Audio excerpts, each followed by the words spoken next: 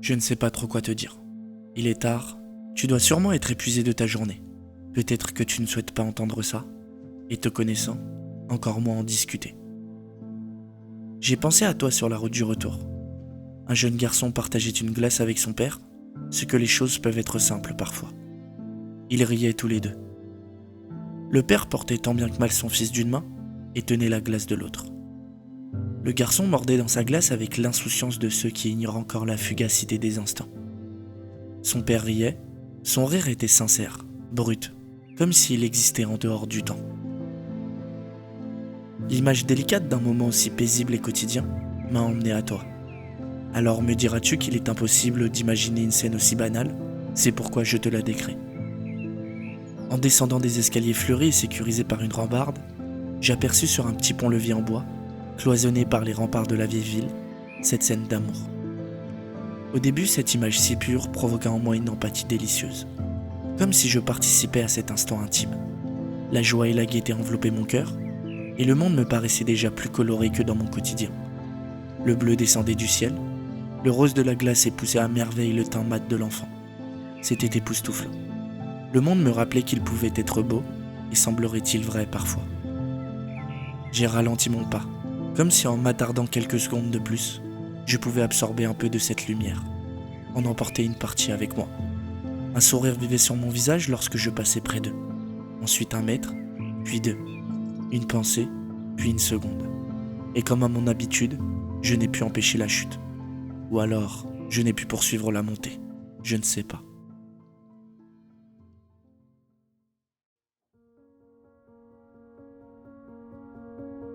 Retour à toi. Retour aux réponses et surtout aux questions. Car tu le sais, chez toi il y a plus de questions que de réponses. Des croyances du soi à la fois indéboulonnables et amovibles, fixées à ton être comme si tu avais toujours été ce que tu es. Le signe de l'infini est souvent perçu d'une manière agréable, positive, presque magique. Il t'est difficile de l'avoir sous tes yeux.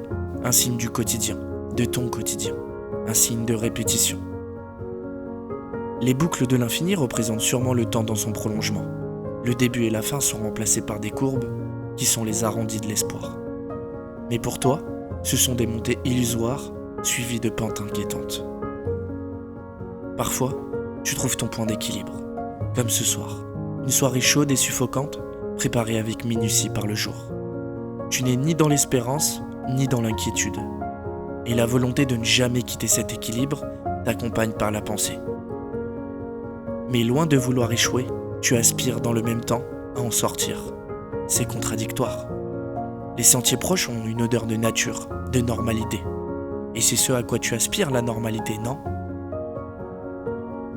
As-tu déjà entendu parler de l'âne de Buridan?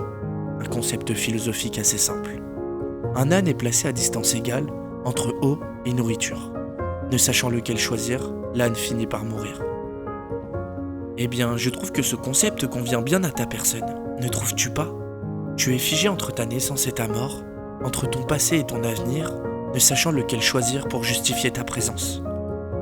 Alors au lieu de faire un choix, tu te meus dans la danse infernale des pensées. Des désirs se contredisent, et l'infinie information environnante te pousse à vouloir tout et son contraire. Ton être stagne, ta volonté se désagrège, l'âne de Buridan. Et tenté que tu fasses un choix, la perte semble toujours dominer le gain. Alors l'inaction devient le choix. Ce mécanisme tend vers une intrigue sadomasochiste, un relatif intérêt à la stagnation éternelle qui paraît être un choix logique et évident. Ce n'est pas que tu ne souhaites pas acquérir ce que tu désires, mais tu as peur de perdre autre chose, un autre indéfinissable. La perte reste toujours proche de ton cœur. Alors tu t'assieds, tu mets un morceau qui colle à ton humeur, une mélodie que tu connais par cœur, et tu laisses le son t'habiter. Tu fermes les yeux, la musique devient plus qu'un bruit. Elle devient une respiration, un espace où tu peux enfin exister sans avoir à te justifier. À cet instant, il n'y a plus d'hier, plus de demain, juste toi et ce qui vibre à l'intérieur. Tu te sens vaste et minuscule à la fois, suspendu entre 2 états, entre force et fragilité, et c'est peut-être là ton seul refuge. La mélodie accompagne tes pensées, je sens l'invisible te traverser. Les notes caressent ton cœur, tes pensées s'envolent aux 4 coins de l'univers, et dans ce moment, Tu as l'étrange sensation de te transformer en une œuvre éternelle, plongée dans un fond noir. Tu agis non pas comme un homme, mais comme un dieu. Tu suspends le temps. Tu profites de l'instant pour murmurer, crier, puis hurler sur le monde. Tu t'ébaudis de ta souffrance, elle agit comme une muse, tu bondis dès qu'elle surgit pour lui demander de ne jamais disparaître. Tu deviens les deux faces d'une même pièce, peintre et modèle, Dieu et homme, juge et accusé. Les yeux fermés, tu t'observes, ta vue est claire, tes visions sont évasives, et tu penses qu'il est possible que l'on t'ait condamné, d'autant plus que tu sais que c'est toi-même qui te condamne. Seul, tu as prononcé la sentence. Trop tôt, tu t'es jugé coupable. Peut-être tu n'as même pas connaissance de quoi. Ces démons que tu analyses tant ne sont que des anges déchus d'un paradis que tu refuses. Enfin, je suis sévère avec toi. Des anges déchus d'un paradis que tu refusais. Car je le vois, je le sais, tu as dépassé ces croyances aveuglantes. Tu les affrontes désormais. Mais tes mécanismes routiniers te retiennent, t'enchaînent encore et encore. Et il est temps d'affronter tes démons. Souviens-toi de cette phrase que l'on aimait tant se répéter. Au cœur de chaque homme se trouve un royaume. Notre quête n'est donc pas la conquête, mais le dévoilement de notre propre majesté. Tes valeurs, tes croyances, tes perceptions, toutes ces choses t'empêchent de t'analyser. Tu ne peux pas être juge de toi-même, car tu es beaucoup trop subjectif. Ce qu'il te faut, c'est tenir au travers du temps, dévoiler, révéler, loin de ce que tu crois être vrai, affronter le temps. Il te faut entrer dans l'arène et faire durer le combat. L'objectif de cet affrontement n'est ni de remporter la victoire, ni de céder la défaite, mais bien de dévoiler ta puissance. Alors épuise le temps, épuise ton être, acharne-toi à poursuivre, à assainir le coup suivant, à affiner ta stratégie. Le succès ne se situe ni dans le résultat, ni dans les acclamations. Et tu en prendras conscience. Tu réussis parce que chaque geste, chaque mot, chaque fois que tu t'adaptes, tu creuses ton sentier, celui qui est indivisible de toi. Et ce soir, j'imagine ton succès prochain. Je l'imagine se modeler par les coups de ta volonté sur le temps, par ce qu'il t'assène et que tu encaisses brutalement. Les modifications stratégiques en plein combat, sans pause, sans répit, une dignité pleine de larmes qui se sculpte petit à petit.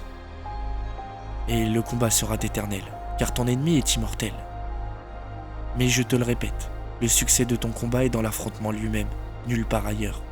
Et ne te méprends pas, je vois tes efforts, je sais que tu affrontes tes refus, tes croyances et tes convictions. Finalement, c'est un combat pour l'acceptation, pour la découverte et pour le dévoilement. Tu ne combats pas réellement. Tu cherches à enlacer et tu as enfin trouvé ta route. Donc pleure, mais ne t'arrête pas.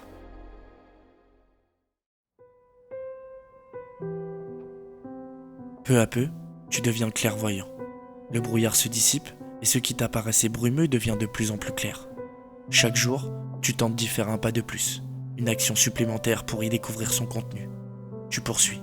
Tu souhaiterais parfois courir pour explorer davantage, mais tu dois accepter les journées aveugles. Je sais que parfois tu ne te sens pas assez, pas suffisant, pas assez fort. Et je suis là pour te rappeler que tu as tort.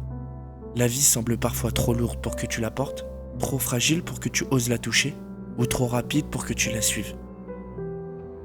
Vivre, ce mot te semble immense, n'est-ce pas? Peut-être même te fait-il peur. Mais il ne s'agit pas de changer tout à la fois, de briser les murs d'un seul coup. Non, la vie ne se réclame pas comme un cri de victoire. Elle s'invite pas à pas dans l'éclat timide des gestes simples. Tu as toujours été assez, en dépit du poids, des erreurs et des doutes. Il y a quelque chose d'invisible qui te relaie au monde, même quand tu ne le ressens pas. Même quand tu crois en être détaché. Tu n'es pas seul, tu ne l'as jamais été. C'est juste que parfois, on oublie de tendre la main.